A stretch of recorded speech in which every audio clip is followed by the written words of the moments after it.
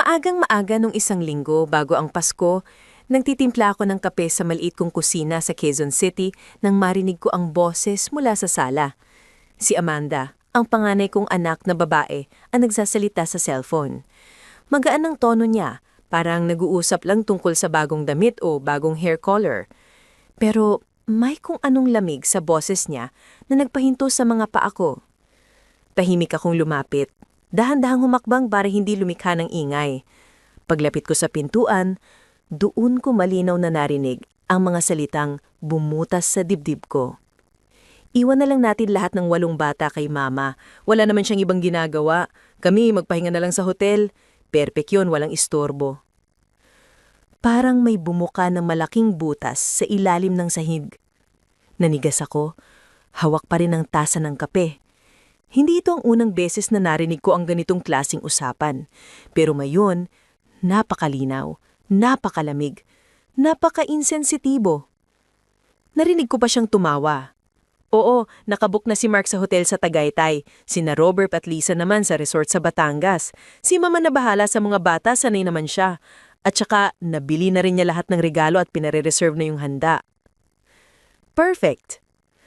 Ang salitang iyon, parang lason na lumulutang sa hangin. Dahan-dahan kong inilapag ang tasa sa mesa. Nanginginig ang mga kamay ko, hindi dahil sa takot, kundi dahil sa galit na matagal ko nang hindi nararamdaman. Galit na taon ko nang nilulunok. Tahimik akong umalis sa kusina. Tumawid ng hallway, umakyat sa kwarto ko. Bawat hakbang, parang may mabigat na bato sa dibdib ko. Pagdating ko sa kama, nauko ako sa gilid at tumitig sa kawalan. Naroon ako.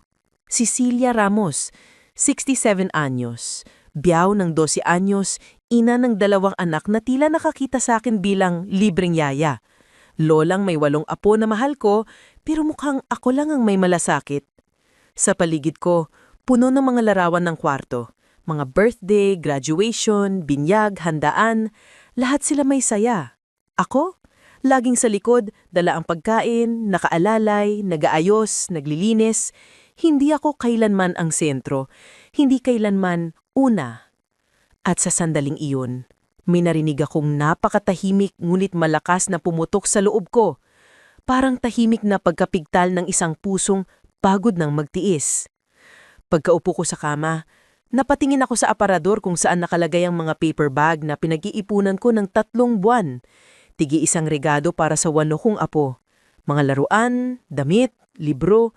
Halos 70,000 pesos ang ginastos ko mula sa maliit kong pensyon. Tabi ng mga ito ang resibong galing sa grocery. 50,000 pesos para sa Noche Buena na ako din ang magluto para sa 19 na tao.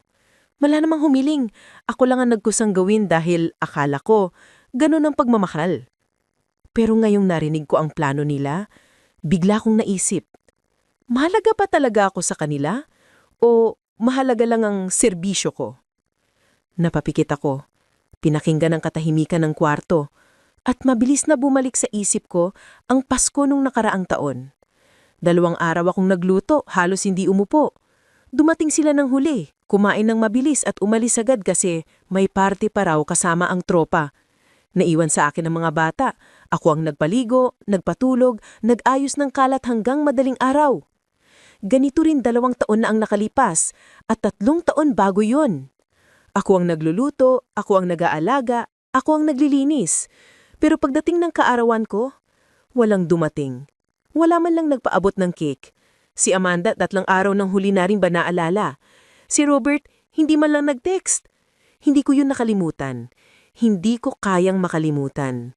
Dumilat ako at tumingin muli sa mga regalong nakahilera sa aparador. Para kanino ba talaga ang lahat ng paghihirap na ito? Para sa kanila? Para sa tradisyon? O dahil natatakot akong tanungin sa sarili ko kung may halaga pa ba ako kung hindi ako nagbibigay? Tumayo ako. Kinuha ang cellphone ko at hinanap ang pangalan ni Paula Villar, kaibigan ko ng 30 taon.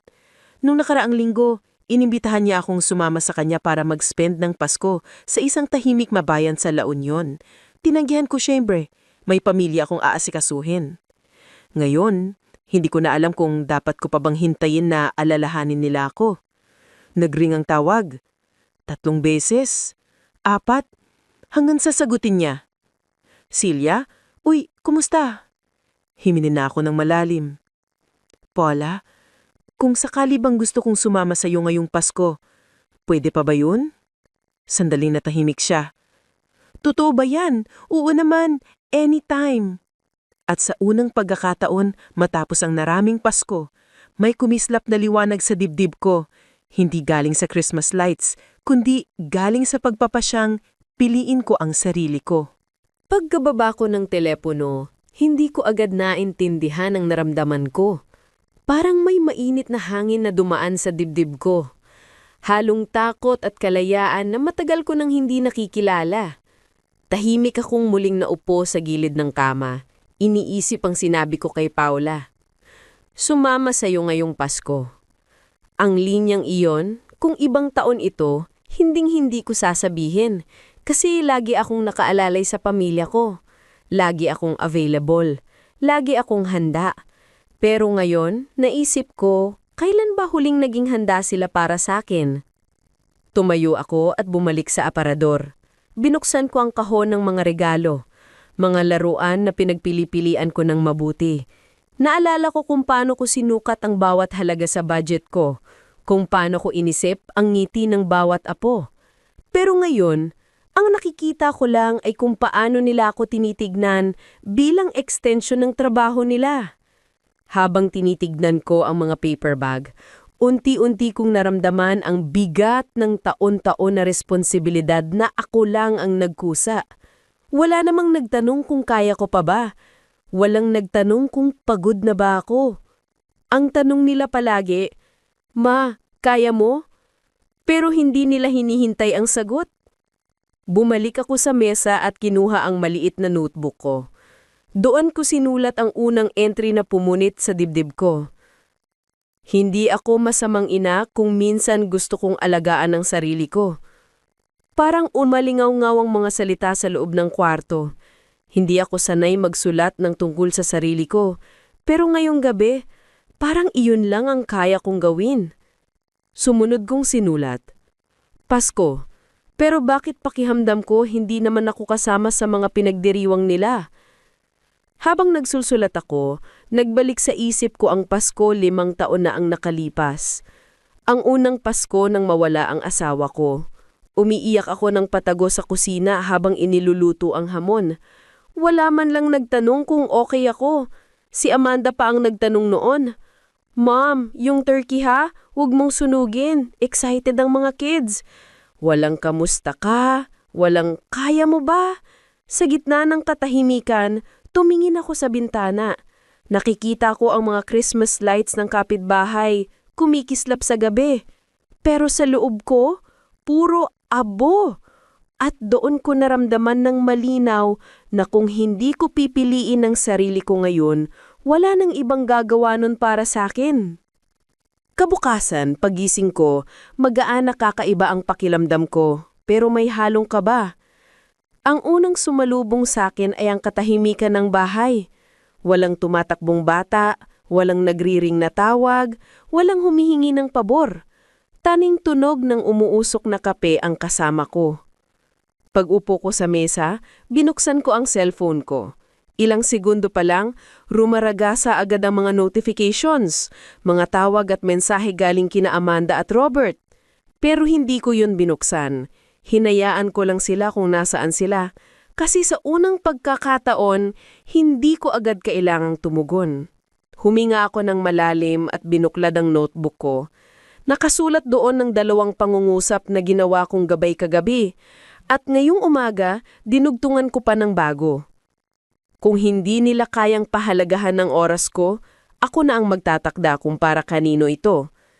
Matatas yon, tumayo ako at sinimulan ng listahan ng mga kanselasyon. Una, yung napapakamahal na Noche Buena na pinabayaran ko na sa grocery. Tinawagan ko ang branch sa Quezon City. Pagbati ng staff, agad akong nagsalita. Ate, paki-cancel yung order na nakareserve sa pangalang Celia Ramos. Natahimik ang nasa kabilang linya. Ma'am, pangmalakihang handaan po to. Are you sure? Siguradong sigurado. Habang aantayin ko ang confirmation, pumihit ako. At nang sabihin ng staff na marerefund ang halaga sa loob ng ilang araw, parang may nabawas na malaking bigat sa dibdib ko. Sunod kong ginawa, kinuha ko yung mga paper bag na regalo sa aparador. Isa-isa kong nilabas ang bawat laruan, bawat damit, bawat librong pinili kong mabuti. Bawat isa may halong saya at sakit na naaalala ko. Hindi ko agad alam kung paano ko hahawakan ng damdamin ko habang ginagawa ito. Pero isang bagay ang malinaw. Hindi ko ito kayang panatilihin ng alam kong hindi nila pinahahalagahan ang paggawa ko nito. Inilagay ko ang lahat na may resibo sa isang malaking eco bag. Desidido akong isauli ang lahat ngayong araw. Yung dalawang wala ng resibo, inilagay ko sa kahon na padil i-donate sa chapel malapit sa amin. Pagkatapos nun, naupo ako muli at pinagmasdan ng bakanting spasyo sa aparador. Wala ng regalo. Wala ng preparasyon na ako lang ang may kialam. Wala nang dapat isipin kundi ako. At doon ko naramdaman ng kakaibang katahimikan na hindi ko natikman sa napakaraming taon. Ang kapayapaang hindi kailanman ibinigay ng pamilya ko, pero kaya ko palang ibigay sa sarili ko. Nang matapos ko ang lahat ng dapat iimpake para isauli at i-donate, nagbihis ako ng maayos. Hindi pang auxiliar na damit, kundi yung blusang matagal ko nang hindi ginagamit, yung kulay asul na regalo pa sa akin ng asawa ko bago siya pumanaw. Ngayon ko lang muling sinuot. Para akong may paalala mula sa kanya. Silya, may karapatan ka ring mamili para sa sarili mo. Paglabas ko ng bahay, malamig ang hangin. Ramdam ang simoy ng Pasko sa bawat bahay na may parol at ilaw. Pero kakaiba, dahil sa unang pagkakataon, hindi ako napagod kakaisip kung paano ko pasasayahin ang lahat. Ngayon, sarili ko muna ang iniisip ko. Sumakay ako ng jeep papuntang mall sa Cubao para isauli ang mga regalo. Habang umaandar ang jeep, tumingin ako sa mga taong abalang-abala, may ngiting pagod, may kargang papel na regalo, may mga batang naghihiyawan. Naaalala ko tuloy ang mga taon na ako ang nag-aasikaso ng lahat ng iyan para sa pamilya ko. Pero ngayon, iba na ang pakiramdam. Para akong lumalakad palabas ng isang mahabang dilim na nakasanayan ko. Pagdating ko sa unang tindahan, kinabahan pa ako sandali, pero agad akong lumapit sa counter. Ate, pa-return po, sabi ko, sabay abot ng 3 laruan. Ngumiti ang cashier. Ma'am, may dahilan po ba para i-return? Napahinga ako ng malalim. Ibinigay ko sa maling tao. Sagot ko. Hindi ko inexplain ng mahaba. Hindi ko kailangan. Sunod kong pinuntahan ang 4 pang shop. Lahat ng kaya pang isauli, isauli. Lahat ng refund, tinanggap ko hindi bilang pera, kundi bilang simbolo ng pagbawi ko sa sarili kong oras at lakas. Habang naglalakad ako palabas ng mall, bitbit ng eco bag na halos wala ng laman, parang gumaan ang katawan ko. Wala na ang bigat ng obligasyong hindi naman sinuklian ng pagmamahal. Pag-uwi ko, tumigil muna ako sa kapilya sa kanto. Tahimik doon. Inilabas ko ang kahon ng 2 regalong hindi na maaaring isauli. Iniabot ko ito sa caretaker. Para po sa mga batang walang handog ngayong Pasko, sabi ko. Tumingin siya at ngumiti. Salamat po, ma'am. Malaking bagay yan. Paglabas ko ng kapilya, nagsimula nang bumagsak ang malamlam na ilaw mula sa poste. Doon ko na-realize, kahit wala akong makasama, hindi ko kailangan maging mag-isa. At doon nagsimula ang ideya na matagal ko nang hindi inisip. Pwede palang maging masaya ang Pasko kahit hindi ako second choice ng pamilya ko. Pagdating ko sa bahay, hindi pa man ako nakakapasok ng tuluyan, nag-vibrate na agad ang cellphone ko. Sunod-sunod, parang kulog sa bulsa. Tumigil ako sandali sa may pinto bago ko sinilip ang screen. 20 missed calls from Amanda. 12 messages from Robert. May group chat din naming magkakapatid na biglang nabuhay. Puro patanong, puro reklamo, puro pag-aalala na hindi naman para sa akin, kundi para sa plano nila. Hindi ko sila sinagot. Pumasok ako, tinanggal ko ang sapatos at naupo sa sofa. Tahimik ang bahay. Pero hindi ito yung tahimik na malungkot. Ito yung tahimik na hindi ako inaapi, hindi hinihinga ng pabor, hindi minamadali. Kumalma ako at pinabayaan silang mag-ingay sa cellphone habang ako humihinga ng maayos. Pagkalipas ng 20 minuto, tumawag muli si Amanda. Video call pa. Hindi ko sinagot. Pero ilang segundo ang lumipas, nag-text siya ng mahaba. Ma, bakit hindi ka sumasagot? Confirmed na yung hotels namin. Ikaw na bahala sa kids ha? Ang dami pa naming inaasikaso dito. Please reply. Tinitigan ko ang mensahe. Napansin ko kung paano niya isinulat ang please, hindi bilang pakiusap, kundi parang may inaasahan na siyang oo bago pa man ako sumagot. Hindi na ako nagulat. Sanay naman ako mong ganyan sila. Sumunod ang mensahe ni Robert. Ma, sinabi ni Amanda hindi ka nagre-reply. Ilang araw lang naman ito. Kasama mo naman lagi ang mga bata. Sakto para hindi ka malungkot. Doon ako natawa ng mahina. Hindi dahil masaya ako kundi dahil napakasinungaling ng linyang iyon. Ako raw ang hindi malulungkot. Ako ang ginawang taga-alaga pero hindi nila kayang makisalo kahit isang gabi nung birthday ko? Hindi ko pa rin sila sinagot. Tumayo ako papuntang kusina at nagpainit ng sabaw.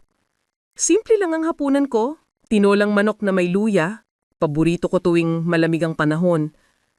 Habang kumakain ako, lalo kong naramdaman ang katotohanan na hindi ko kailangang magmadaling iligtas sila mula sa sarili nilang kapabayaan. Pagbalik ko sa sala, inilagay ko ang cellphone sa silent mode. Umupo ako sa rocking chair na minana ko pa sa nanay ko. At doon, dahan-dahang dumating ang kapayapaan na matagal ko nang hinahanap. Ang katahimikan na ako ang may kontrol. Hindi dahil iniwan nila ako, kundi dahil sa unang pagkakataon, ako ang pumiri na huwag akong isantabi. Kinabukasan, maaga akong nagising, mas magaang ang dibdib kaysa mga nakaraang araw. Bumangon ako at nagluto ng simpleng almusal, pandesal at kape, walang pagmamadali, walang kailangang ihanda para sa iba. Tahimik kong na-enjoy ang bawat higop. Parang ngayon lang ako nakatikim ng kapayapaang hindi ko kailanman pinayagan ang sarili kong maramdaman. Pero nang buksan ko ang cellphone, andoon muli ang delubyo ng notifications. Ilang dosenang mensahe mula sa parehong dalawang taong hindi man lang nakapansin sa sakit ko sa loob ng maraming taon. Una kong binasa ang mensahe ni Amanda. Ma, kailangan natin mag-finalize. Nag-ayos na kami ng bags ng mga bata. Ibababa namin sila bukas ng umaga ha. Ma, please reply. Kasunod naman ang kay Robert. Ma, hindi ka naman ganito dati. Kapag may problema ba, kami na ba ang lumapit sa'yo? Napailing ako. Hindi nila alam na sila ang problema. Sila ang dahilan kung bakit ko nakalimutang may karapatan din akong humindi. Pinatay ko ang screen at tumingin sa bintana. Makulimlim ang langit. Parang nagbabadya ng ulan pero magaan pa rin ang pakiramdam ko. Pumunta ako sa sala at sinimulang ayusin ang mga gamit ko para sa biyahe patungong La Union kasama si Paula. Inilabas ko ang maliit kong maleta. Hindi ko ito nagagamit noon dahil lagi akong may obligasyon umano sa pamilya. Habang naglalagay ako ng damit, may tumawag. Amanda ulit. Hindi ko sinagot. Nag-text siya agad. Ma, bakit parang iniiwasan mo kami? Naupo ako sa gilid ng kama at dahan-dahan nag-type. Hindi ko kayo iiwanan. Pinipili ko lang ang hindi na ako abusuhin. Matagal bago ako makapag-send. Kinapa ko muna ang dibdib ko. Nag-alala na baka sumama ang loob ko ng sobra. Pero nang pindot ko ang send, parang may tinanggal na tanikala mula sa leeg ko. Wala pang 1 minuto, nag-reply si Amanda. Ano ibig mong sabihin? Ma, ang laki na ng gastos namin sa trip. Huwag mo naman pahirapan. Doon ko naramdaman ang muling pagbangon ng isang inang matagal nang napagod. Tumayo ako, isinarang maleta, at doon ko sinabi sa sarili ko, ito ang taon na hindi ako magpapagamit. Lumapit ako sa pinto, tinignan ang loob ng bahay na dati ay puno ng takbo at sigaw ng mga apo. Ngayon, tahimik. Pero sa tahimik na yon, may lakas na matagal ko nang hinahanap. Ngayong Pasko, hindi ako magiging tagapagligtas nila. Ngayong Pasko, ililigtas ko ang aking sarili. Pagkapapos kong ayusin ang maleta, naupo muna ako sa sala para huminga ng malalim. Doon ko napansin na may kumakatok sa gate. Malakas, sunod-sunod, parang taong nagmamadali. Tumayo ako at sumilip sa bintana. Si Robert. Hindi ako nagulat, pero hindi ko inaasahan na pupunta siya ng walang abiso. Ilang segundo akong nanahimik. Ayaw kong buksan, pero ayaw ko ring magmukhang nagtatago. Kaya dahan-dahan kong binuksan ang pinto at lumabas sa may bakuran. Hindi ko siya pinapasok sa loob. Pagkakita niya sa akin, agad siyang nagsalita. Ma, anong nangyayari? Si Amanda galit na galit, nag-aalala, hindi ka sumasagot. Lahat ng plano namin nakadepende sa iyo. Bakit parang bigla kang nag-iba? Parang iniipit ang dibdib ko. Nakikita ko ang anak ko, malaki na, may pamilya, may sariling buhay, pero hindi pa rin nakikita ang hirap na pinagdaanan ko sa loob ng maraming taon. Huminga ako ng dahan-dahan.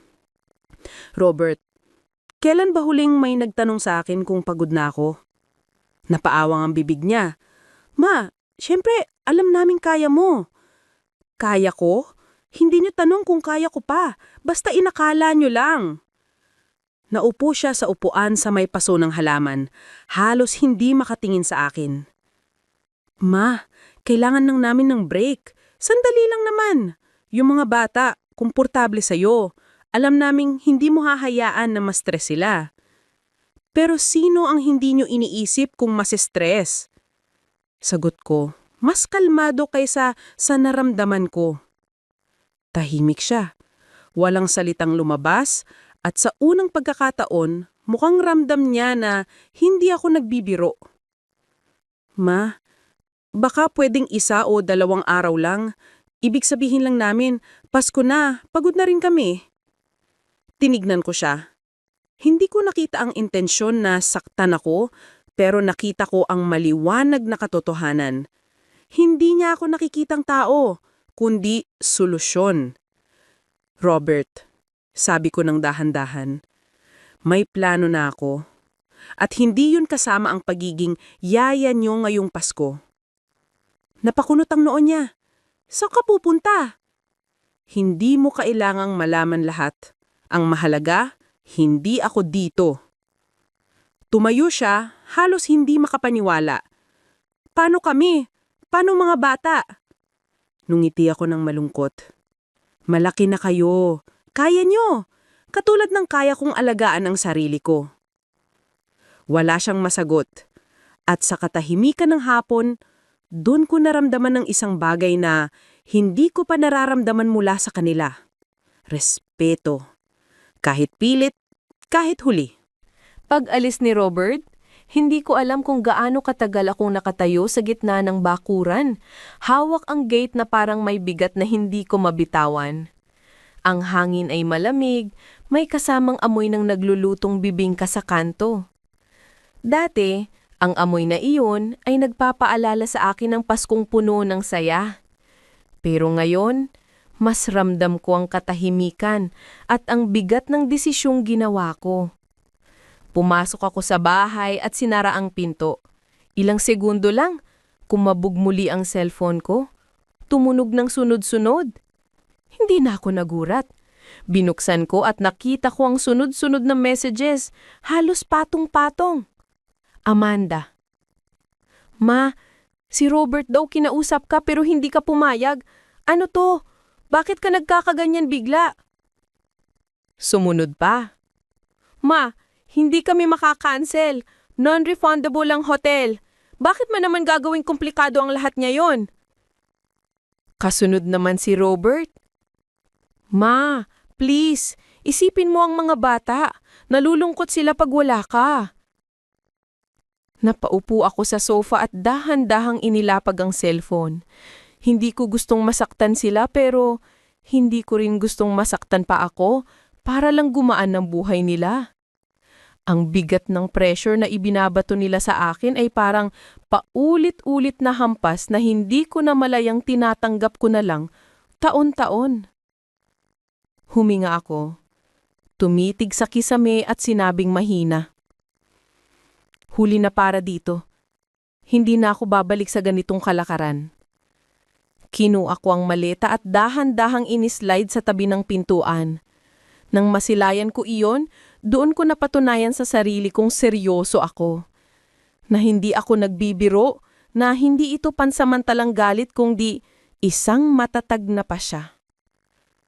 Umupo ako sa sahig. Nilagay ng 2 kamay sa tuhod at pumikit. Pinakinggan ko ang tibok ng puso ko.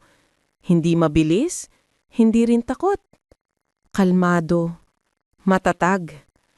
Parang ang unang himig ng bagong simula. Pagmulat ko, tumingin ako sa mga lumang larawan sa pader.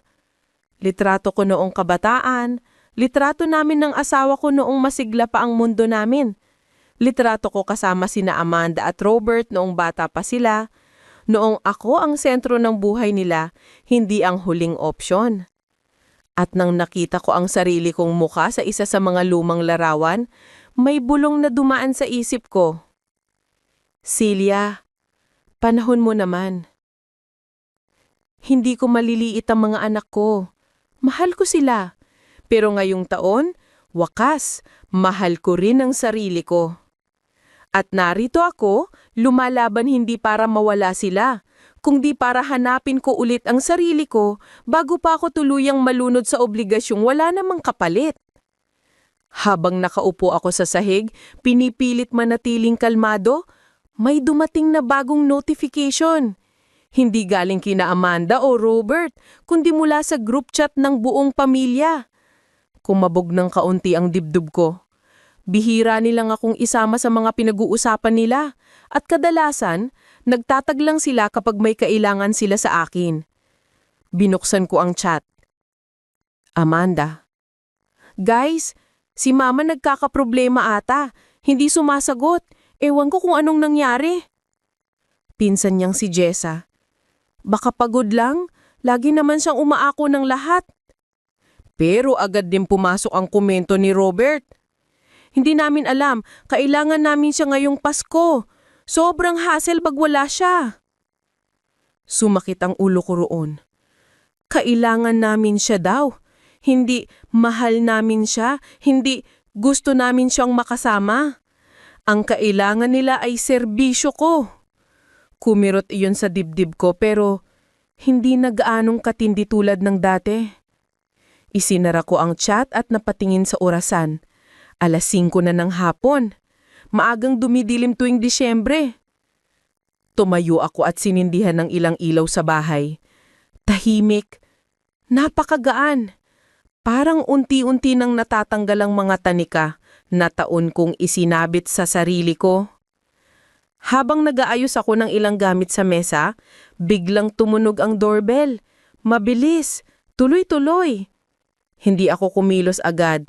Pinakiramdaman ko muna. Paglapit ko sa bintana, sumilip ako ng kaunti. Si Amanda! May hawak siyang 2 malalaking bag, malamang mga gamit ng mga bata. Hindi ko alam kung matatawa ba ako o maiinis. Hindi man lang sila nagtanong kung papayag ako. Nag-assume na silang oo ako, tulad ng dati. Hindi ko binuksan ng gate. Ma! Sigaw niya mula sa labas. Andito na ako! Buksan mo naman! Huminga ako ng malalim. Hindi ako galit. Hindi na.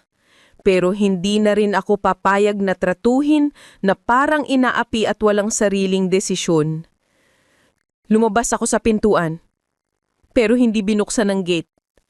Amanda, sinabi ko na kay Robert, hindi ako mag-aalaga ngayong Pasko. Ma, anong ibig mong sabihin? Dinala ko na lahat. Nakabook na kami. Ikaw na lang ang kulang. Kalmado kong sagot. Hindi ako obligasyon at hindi ako magpapagamit ngayong taon. Napatigil siya. Parang natamaan ng malamig na hangin ng katotohanan. Ma, bakit mo ngayon ginagawa ito? Dahil ngayon ko lang naalala. Natao rin ako. At sa sandaling iyon, alam kong hindi na ako babalik sa dati. Napahawak si Amanda sa bakod. Parang hindi niya mapraham ang naririnig niya. Ilang segundo siyang nakatulala bago muling nagsalita, mas mataas ang boses kaysa kanina. Ma, paano kami? Hindi mo naman kami tinuruan na mag-handle ng ganito. Alam mo namang ikaw ang nag-aalaga palagi. Ikaw ang ina. Responsibilidad mo kami. Tahimik akong tumingin sa kanya. At doon ko napansin. Hindi siya galit dahil masama akong tao. Galit siya dahil hindi ko sinunod ang gusto nila. Yun lang. Hindi dahil may pakialam sila sa akin. Amanda, sabi ko mahina pero matatag, hindi responsibilidad ng ina na ayusin ang buhay ng mga anak niyang matanda na. Responsibilidad niyo na yun. Pero ma, Pasko, sigaw niya, halatang desperado. Dapat magkasamang pamilya. Pamilya ba tayo? Sagot ko, o ako lang ang ina na ginagawang backup plan taon-taon. Natahimik siya. Halos narinig ko yung pagputok ng hangin between us. Yung bigat ng katotohanan na hindi niya kayang saluhin. Ma, bakit mo naman kami ginagantihan? Bulong niya. Hindi ito gantihan, Amanda. Ito ang unang beses na pinili ko ang sarili ko. Umay siya ng tayo pero hindi pa rin nakakalakas ang loob tumingin ng diretso. Kung ayaw mo, sabihin mo nang maaga sana. Na-stress tuloy kami. Sinabi ko na noon pa, hindi niyo lang ako pinapakinggan. Muling tumahimik ang paligid maliban sa tunog ng mga batang naglalaro sa kapitbahay. Ramdam ko ang pagkalito sa mukha ni Amanda pero hindi ko yung problema ngayon. Hindi na trabaho ko yung ayusin ng lahat. Hindi mo naman lang iisipin ang mga apo mo? Tanong niya, mas mahina na ngayon. Hahanapin ka nila. Napangiti ako. Hindi dahil masaya, kundi dahil sa wakas kaya ko nang sabihin ang totoo. Amanda, mahal ko sila. Pero hindi ako dapat mahalin lang kapag may kailangan kayo. Huminga siya ng malalim, pilit nagpipigil ng luha. So, wala na? Hindi ka talaga papayag? Hindi na, sagot ko. At tama na ang pag-uusap na to. Dahan-dahan ko sinara ang gate. Hindi ko siya sinigawan, hindi ko siya itinaboy. Basta ko lang ipinaalala na may karapatan din akong pumili. Nang tuluyang magsara ang gate, narinig ko ang mahinang hikbi niya sa labas, pero hindi na ako nanghina. Hindi ko na inaramdaman ang dating guilt na umiikot sa dibdib ko tuwing tatanggihan ko sila ng nagaganitong pagkakataon. Ngayon, ang naramdaman ko ay isang bagay na matagal kong kinakasabikan. Kalayaan. Pagkasara ko ng gate, nanatili akong nakatayo sa likod nito nakikinig sa mahinang pag-iyak ni Amanda sa labas. Dati sa ganitong mga sandali, agad kong bubuksan ang pintuan, aayusin ang lahat at yayakapin siya kahit ako nasasaktan. Pero ngayon hindi na. Hindi dahil hindi ko siya mahal, kundi dahil sa wakas, minahal ko rin ang sarili ko. Maya-maya ay narinig kong pagyapak niya palayo. Mabigat, mabagal, parang ang bigat ng mga taon ng pag-aasa na akong sasalo sa kanila.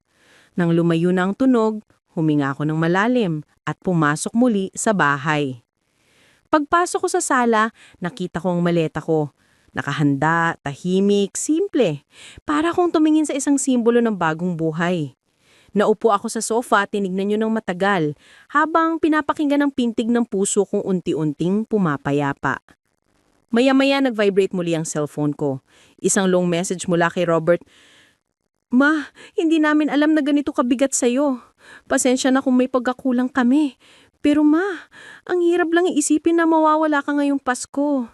Hindi sanay ang mga bata na wala ka.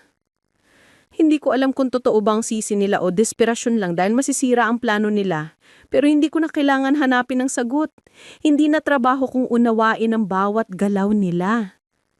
Pinabayaan ko munang hindi sagutin. Tumayo ako at nagsimulang ayusin ang bahay. Hindi para sa kanila, kundi para sa sarili ko. Tinanggal ko ang mga dekorasyon ng Pasko na ako lang naman ang nag-aayos taon-taon. Inuwi ko sa kwarto ang maliit na bilin at inilagay sa ibabaw ng aparator. Malayo sa sakit na binabalik-balik ng dating tradisyon. Pagkatapos, nagbukas ako ng radyo. Tumugtog ang lumang awit ni Sharon Cuneta, isang pamilyar na himig tungkol sa pag-ibig, pag-asa at pagbangon. At doon ko napansin, parang hindi pala masakit marinig ang kantang iyon. Hindi na tulad ng dati. Uminom ako ng tubig, naupo sa dining table at nakaramdam ng kakaibang katahimikan. Hindi yung katahimikan ng sinusunod ko dahil kailangan, kundi yung katahimikan na pinili ko mismo. Humawak ako sa maleta at inusap sa sarili ko. Celia, tapos na ang mga Paskong ikaw lang ang nagbibigay. Panahon na para makatanggap ka naman, even kung mula sa sarili mo. At sa sandaling iyon, alam ko, handa na akong umalis, ipagpatuloy ang desisyon at harapin ang bagong umaga na hindi umiikot sa kanila, kundi sa akin.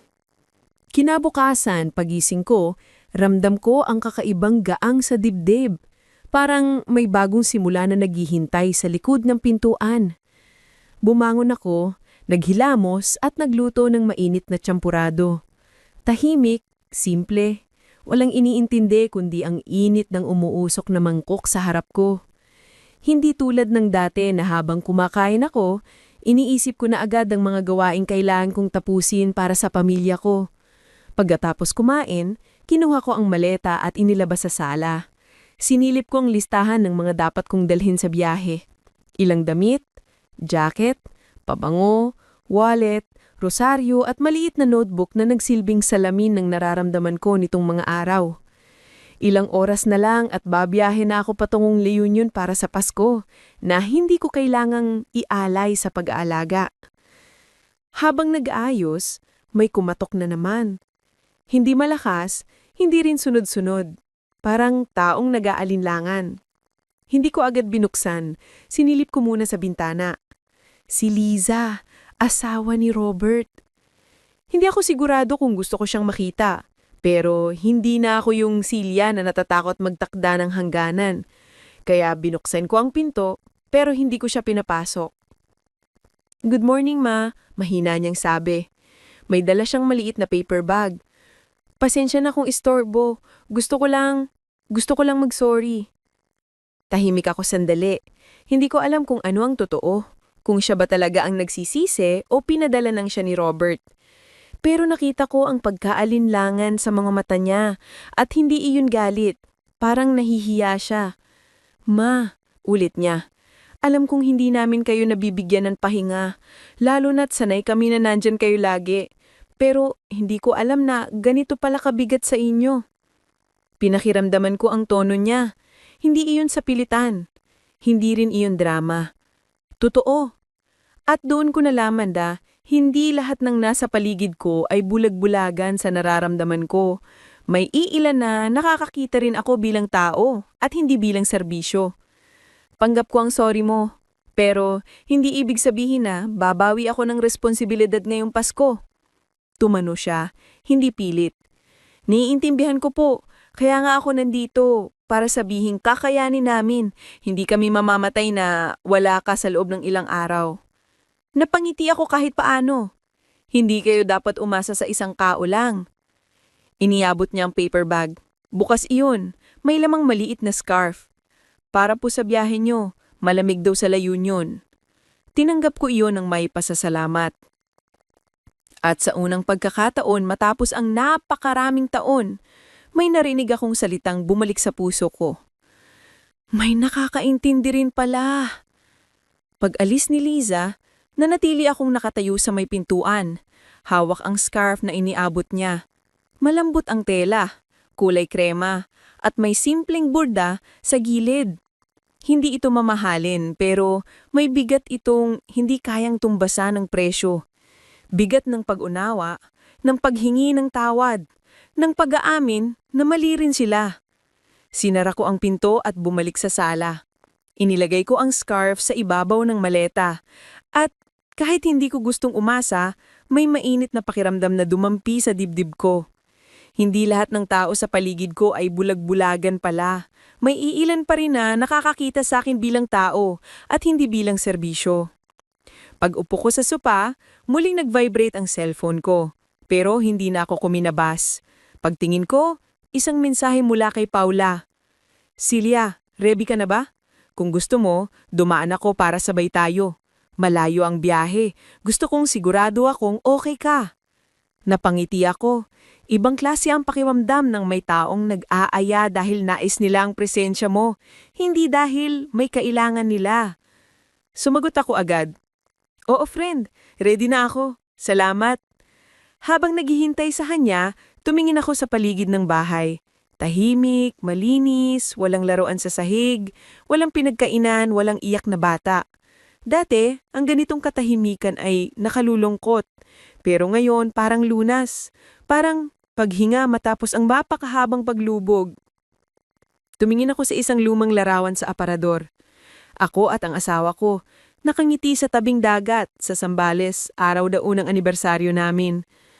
Ang simpleng tuwa sa mukha ko noon, iyon ang gusto kong balikan. Hindi ang tuwang ipinipilit ko para sa iba, kundi ang tuwang para sa sarili ko. Tinapik ko ang larawan. Sa wakas mahal, sinusubukan kong maging masaya ulit. Nag-vibrate ulit ang cellphone ko, pero tahimik lang, hindi galing sa mga anak ko. Isang weather alert lang, sabi, malamig ang hangin ngayong weekend. Napangiti ako. Tamang-tama, may bago akong scarf. Ilang minuto pa narinig ko ang busina sa labas. Mahina, parang may galang. Si Liza na yon. Dali-dali kong kinuha ang maleta at huminga ng malalim bago lumabas ng bahay. Paglako ng pinto, hindi ko naramdaman ng lungkot. Wala ring guilt. Ang naramdaman ko lang ay isang malinaw na tinig sa loob ng kusing ko na nagsasabing, Silya, ngayon ang araw na magiging iyo. At sa paglakad ko papunta sa kotse ni Paula, ramdam ko na sa bawat hakbang, lumalayo ako sa sakit at lumalapit sa sarili kong liwanag. Paglapit ko sa kotse, bumaba si Paula na may malaking ngiti at kumakaway na parang matagal kaming hindi nagkita. Silya, ang ganda mo ngayon ah, biro niya. Napailing ako pero hindi ko napigilang umiti. May dala pa siyang maliit na thermos. Ininom mo na ba kape mo? Baka maantok ka sa biyahe, sabi niya habang binubuksan ng pinto sa passenger seat. May tiyempurado ako kanina, sagot ko, pero salamat, mukhang kailangan ko talaga yan. Pag-upo ko sa kotse, inihila ko ang seatbelt at huminga ng malalim. Ramdam ko ang kakaibang halo ng kaba at saya. Parang unang araw ng klase nung bata pa ako. Yung pakiramdam na hindi mo alam kung ano ang mangyayari, pero sigurado kang may magandang pupuntahan. Pag-andar ng kotse, sumulyap sa akin si Paula. Sigurado ka ba sa desisyon mo? Baka mamaya bigla kang magbago ng isip. Umiling ako. Paula, matagal akong natakot magdesisyon para sa sarili ko. Ngayon lang ako ganito katiyak. Good! Sabi niya. Tinaasan ako ng kilay. Hindi ka pambahay. Hindi ka tagapag-alaga ng lahat. Tao ka. At deserving ka rin ng Pasko na hindi pagod. Napatawa ko. Ikaw talaga. Puro sermon. Libre yan! Balik niya. Habang lumalayo kami sa Quezon City, tinitignan ko mga ilaw na unti-unting nawawala sa likod namin. Mga poste, tindahan, bahay na may parol. Pamilyar pero parang hindi ko na kailangan pang balikan sa ngayon. Hindi yun pagtakas. Ito ang pag-angat mula sa lugar na hindi na nakakabuti sa akin. Sa gitna ng biyahe, biglang nagtanong si Paula, Celia, hindi ba masakit para sa'yo? Natahimik ako sandali. Pinisil ko ang scarf na nasa kandungan ko. Masakit, oo. Pero mas masakit yung pakiramdam na taon-taon, hindi nila ako nakikita. Ngayon, kahit masakit, alam kong tama ito. Umabot ng kamay ni Paula at hinawakan ng braso ko. I'm proud of you. Hindi lahat ng tao kaya to. Tumanggo ako kahit ramdam kong may kumikilik-kili sa puso ko. Ayoko nang maging dahilan para maging komportable sila habang akong nahihirapan. Napatawa si Paula. Bilib ako sa'yo. Sa wakas, ipinaglaban mo ang sarili mo. Sa pagdaan namin sa expressway, ramdam ko ang malamig na hangin na sumusundot sa bintana. Sa wakas, hindi ako papunta sa lugar kung saan inaasahan lang ako, kundi sa lugar kung saan pwede akong mabing masaya. Sa wakas. Habang tumatakbo ang kotse sa expressway, unti-unting lumuluwag ang dibdib ko. Parang bawat kilometro ay nag-aalis ng isang taon na bigat na iniipon ko. Pinanood ko ang mabilis na pagdaan ng mga poste, ilaw at malalayong bundo. Matagal kong nakalimutang may mundo pala sa labas ng bahay ko. Isang mundo na hindi umiikot sa pagpagod at pag-aako. Naaalala mo ba? Biglang tanong ni Paula. Nung tinanong kita dati kung gusto mong sumama sa amin sa Baguio, sabi mo kailangan mo raw bantayan ng mga apo mo. Napangiti ako ng mapait. Oo, sabi pa nila noon, Ma, ikaw na bahala kay Eri at Mika ha? Weekend lang. Tapos nang umuwi sila, halos isang linggong hindi nagparamdam. Hay nako, sabi ni Paula, umiiling. Hindi mo kasalanan na mabait ka, pero hindi rin kasalanan na tumigil. Natahimik ako. Tama siya. Matagal ko nang alam yun sa isip ko, pero ngayon ko lang naramdaman sa puso ko. Habang papalapit kami sa exit, biglang tumunog ang cellphone ko. Hindi ko ito sinagot, pero sinilip ko. Si Amanda, may bagong mensahe. Ma, umalis ka pala. Hindi ko alam na seryoso ka. Pero sana man lang sinabi mo bago kami nag-book. Pero ingat ka sa pupuntahan mo. Hindi ko alam kung ano ang mararamdaman ko. Hindi yun paghingi ng tawad, pero hindi rin yun atake. Parang unang piraso ng pagkilala na may karapatan din akong magpasya. Inilapag ko ang cellphone at huminga ng malalim. Anak mo yan? Tanong ni Paula. Oo. Sagot ko. Nagulat sila. Kasi buong buhay nila ikaw ang sumasalo. Ngayon, pinapaalala mo lang na hindi ka robot. Oo nga hindi ako robot. Pagdating namin sa Shell stopover, huminto si Paula para magpahinga. Bumaba kami ng kotse at tinamaan agad ako ng malamig na hangin. Ang sarap sa balat, parang hinahalos ang pagod ko. Bumili kami ng mainit na sabaw at kumain sa labas habang pinanood ang mga dumadaan. Nang matapos kami, tumingin ako sa langit. Madilim na pero maliwanag ang mga bituin. Paula, natatakot ako pero masaya ako. Ngumiti siya. Normal yan. Ang tawag dyan, buhay. At sa wakas, ginagalawan mo na uli. Habang bumabalik kami sa kotse, may kakaibang init ang dibdib ko. Hindi dahil may hinihintay ako sa iba, kundi dahil sa unang pagkakataon, ako ang naghahawak ng direksyon ng sarili kong buhay. Pagbalik namin sa kotse matapos kumain, parang mas magaan na ang hangin. Hindi ko alam kung dahil ba sa sabaw, sa malamig na simoy, o sa biglaang kalayaan na nararamdaman ko. Pero habang inaayos ko ang upuan ko, napangiti ako ng hindi ko namamalayan. Ang tagal ko ring hindi humingiti ng ganito, yung hindi pinipilit, hindi nakatago sa pagod. Pag-andar ng sasakyan, tinanong ako ni Paula, Silya, ano ang unang gagawin mo pagdating natin sa La Union? Napaisip ako. Ang dami kong gustong gawin, pero wala akong inaasahang obligasyon. Siguro, matulog muna. Matagal ko nang hindi nararanasan ng tulog na walang iniisip. Tama, sabi niya. At bukas, pupunta tayo sa tabing dagat. Ipapakilala kita sa paborito kong kainan doon. Ngumiti ako. Parang ang sarap pakinggan. Habang tumatakbo ang kotse sa kahabaan ng highway, napatingin ako sa cellphone ko. Tahimik. Walang bagong mensahe. Siguro napagod na sila. O baka naghihintay lang sila ng pagkakataon na kumalma ako. Pero hindi ko na yun iniintindi. Hindi ngayon, hindi habang unti-unting gumagaan ang loob ko.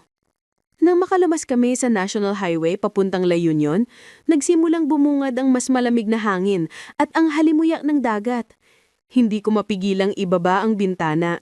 Ang simoy, malamig at maalat, ay parang nagpapalaya sa akin mula sa lahat ng bigat na binuhat ko. Paula, bulong ko. Parang ngayon lang ulit ako nakakahinga ng ganito. Dahil ngayon mo lang binigyan ng pahinga ang sarili mo. Tahimik kaming nagpatuloy sa biyahe. Habang tumalapit kami sa destinasyon, mas malinaw ang tunog ng mga alon sa malayo. Para bang tinatawag ako. Para bang sinasabing may lugar para sa akin.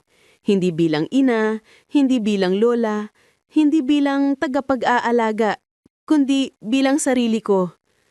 Nang papasok na kami sa isang maliit na kalsada papunta sa resort, bigla na lang nag-vibrate ang cellphone ko. Isang mensahe mula sa unknown number.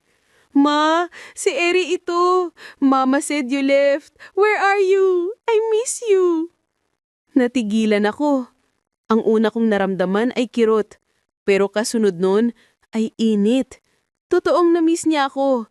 Hindi dahil may kailangan siya, kundi dahil apo ko siya at may puso siyang marunong magmahal. Pero kahit ganun, hindi ko hinayaang lamunin ako ng guilt. Sumagot ako ng dahan-dahan.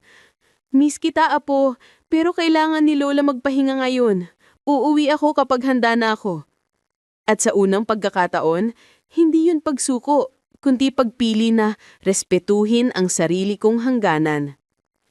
Pagkarating namin sa resort, sinalubong kami ng malamig na hangin at amoy ng dagat, yung kombinasyon ng alat, lamig at kalayaan na parang gamot sa pagod ng puso. Bumaba ako ng kotse at tumitig sa malawak na shoreline. Tahimik, maliwanag ang buwan, at ang mga alon, tila sinasalubong ako na parang matagal nang naghihintay. Welcome to your freedom, Celia, biro ni Paula habang inaayos ang bag niya. Ngumiti ako. Parang hindi ako naniniwala na nandito na talaga ako. Habang tumatakbo kami papasok sa maliit na cottage, parang may bumabalik na parte ng sarili ko na matagal ko nang itinago. Yung Celia na marunong maglakad ng hindi nagmamadali, marunong magpahinga, marunong ngumiti ng walang dinadalang responsibilidad. Pumasok kami sa kwarto. Simple, malinis, amoy bagong linen. Inilapag ko ang maleta at umupo sa kama, hawak ang scarf. Biglang naramdaman ko ang pagod. Hindi pagod ng katawan, kundi pagod na unti-unting bumibitaw. Celia, sabi ni Paula habang nauupo sa tabi ko, pwede kang umiyak kung gusto mo. Napahinga ako ng malalim. Hindi ko alam kung gusto kong umiyak o gusto kong tumawa. Tears of freedom yan, walang masama. At doon, hindi ko alam kung bakit pero may luhang dumaloy. Hindi malakas, hindi hagulgol.